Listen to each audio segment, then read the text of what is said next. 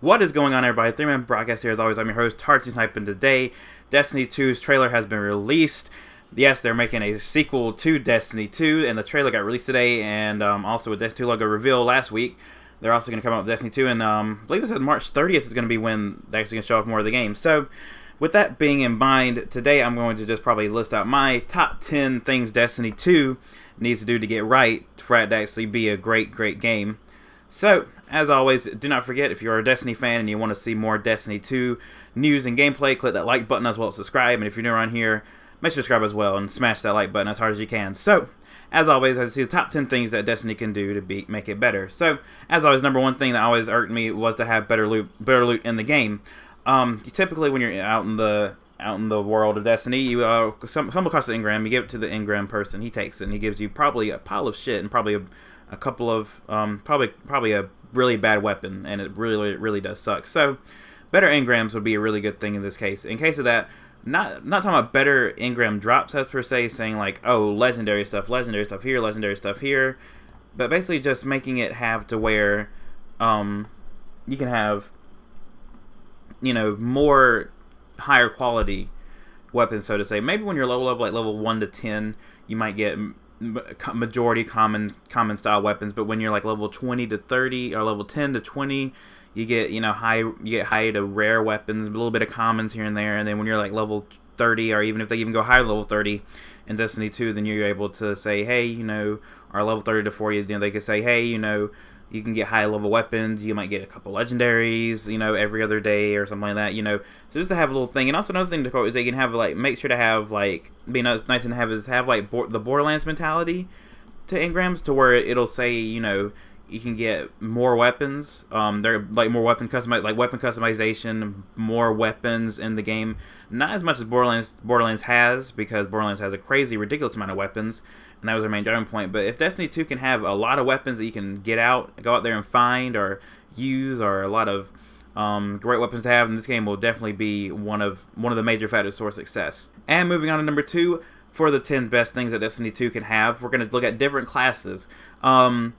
I would love for Destiny 2 to have different classes. If they have, I know in Destiny 1 they had 3 classes, but if in Destiny 4 or Destiny 2 if they had 4 classes to choose from, I think it'd be way even better. With not but with, that means attached to it. Don't just throw it out there and say, oh, we can't have one or the other. I want both. Have an option to keep your old character from the last game. Yes, it'd be a nice thing to have, like a throwback thing to say you can have your character, you can bring your old character back, to have it either be the Warlock or have the original class. Sort of say, yeah, I'm a Destiny 1 try hard true fan, because I played throughout the whole game in Destiny 1. I got my character now, but I think it'd be really tough for some people to look at the different classes and say, I gotta play as those characters instead of keeping my old character, which would be a pretty cool thing to have. And for the number 3 spot, we're going to go on a little nostalgia trip. Yes, I would love for them to have old characters brought back from Destiny 1 into Destiny 2. Now, it showed in the trailer that Cade 6, you know, the witty dude from Destiny 1, he's making his return to Destiny 2, which is a pretty cool thing to have. And also make sure to have, like, some old characters be brought back as well, not just that guy, but maybe, you know, the 3 different classes from the last game, the Warlock and the Knight, be brought back as well, which would be a pretty cool thing to have. So if they brought nostalgia to the game, I think it would be really great as well. And now, coming in at number 4, we're going to have to talk about the main character. This main character in this game should have a lot more speaking ability in this game.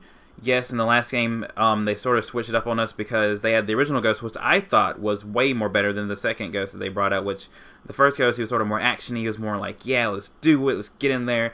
But then the second Ghost was like, hi guys, we're going to do this mission, and we're going to do it like this, and we're going to do it like that, and yada yada yada, which is pretty stupid in my opinion. But there were some little snippets in there in the cutscenes to where you can actually hear your main character talk, or his side of the story, and that's what they need to bring in Destiny 2. Have your character actually talk. Have your character be part of the story, be part of the action, not just some guy that came from out of nowhere and is going to help these people. Have a reason for them to be helped. And I just love to see that happen in Destiny 2. And coming in at number 5, we need larger maps. Yes, I know that you can go to different planets and you can go throughout the whole solar system and yada yada yada, but I would love to see larger maps in this game. Typically, I know Mars was probably one of the hugest maps they had, But if they had just a map to where you can just scale across, not just different areas, you know, that you sort of like in Destiny 1, you sort of like fly around, you know, and then you go to different areas, start to load up all the enemies right then and there. If they just had a big, huge map to where you can just fly around and do stuff, would be a nice thing to have. And speaking of maps, in the Destiny 2 trailer, you can also see the last city that had all the hub of the Guardians and stuff being burnt to the ground. So seeing enemies actually starting to attack the place was pretty cool to see. And I think me and my friends actually were discussing that in a podcast earlier when we were talking about Destiny 1, which we thought would be pretty cool to have the last city be attacked. And finally in Destiny 2, the beginning story is being attacked. So that's pretty cool to have. And coming in at number 6, we're going to have raid matchmaking. I know they have raid matchmaking, but calm down, people. Here's what I'm going to say. Raid matchmaking on new raids. Remember back in the day, before they even had raid matchmaking to begin with, where you had to bundle up all 7 people, and you had to, or all 6 people rather, my apologies. You had to bring all 6 people together, and you had to like bring them all in, and you had to like have like an actual full-blown schedule that everybody had to follow. Monday we're going to do this thing. Tuesday we're going to do that. Wednesday we might come off because somebody has to go to work, and somebody has to do this for a day. Somebody might have to do their homework on Wednesday. Yada yada. Thursday we get right back into it. Friday some people might have to go to parties or have to go out and hang out with friends. Saturday, same thing, I have to hang out with friends. Sunday, church for some people. Sunday night, had to go to bed early so they can all go to class on Monday morning. Stuff like that. That needs to stop in Destiny 2. They need raid matchmaking on the new raids. When a new raid comes out, have automatically you can join 6 players. If they don't speak, then just leave the game. No penalty whatsoever. But if you find a game that you like and you have people that you can hang up with, then find them and play with them. And also, that's like a sort of like a connection type deal to where you can matchmake with some people. And if you like, you know, a couple of people that were in there that were talking, actually playing really well, then, you know, you can add them as a friend and you can join them when they're doing more raids as well. So it's a pretty cool thing to have that they need to have going into Destiny 2 is having a matchmaking server for the new raids to come out. And at the lucky number 7 spot, we're going to have a little twist on Destiny 2 that need to have no same places, no same locations that in Destiny 1. Yes, I know I love when we went to Earth and we went to Russia and we went to Mars, went to this area, but it would be nice in Destiny 2 to have it to where you can only have, like, there's only a certain missions that you can go to these certain areas in. I would love for them to go out to different solar systems, go out to a different area. Hell, even go down to the last city like they showed in the trailer. Go to different areas of the city to where you can explore and have like have the whole city be a roaming ground, you know, just move around in the last city, which is a pretty cool thing to have as well. So I feel like if they can bring back some places for the nostalgia trip and some place they can keep off, like, you know, like the moon. Like I was pretty sick of the moon after like 3 months in, to be honest with you. So if they can scrap that and add some new maps, a new variety to the maps, then I think it'll be a great game. And coming in at number 8, I know this may be a little bit controversial, but no light levels. Yes, I'm pretty sure many of you as well hated the light level system in Destiny 1. Sort of the same like they did in the Division. If you remember that, they had like an armor rating in the Division, which pretty much killed the longevity of Destiny 1. I think that was the main point. The reason why it got killed was because of light levels. Because let's say, for example, you had 2 pieces of armor and you want to be like a defensive type character. Oh, well, I have to choose this offensive type armor because it has a bigger light level, and if it has a bigger light level, then I have to use it, right?